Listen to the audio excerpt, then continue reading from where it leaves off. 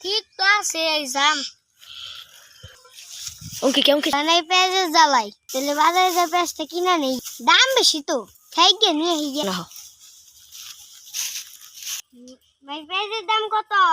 450 তো দাম বেড়ে গেছে গা। হ কিছু দেন আচ্ছা দে তাহলে ছোট ছোট করে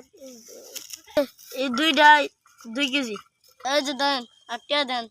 এই দুইটাই 2 কেজি হ্যাঁ এত দাম পেঁয়াজে দেন দেন ঠিক আছে বুঝনা দেখি হ্যাঁ ঠিক আছে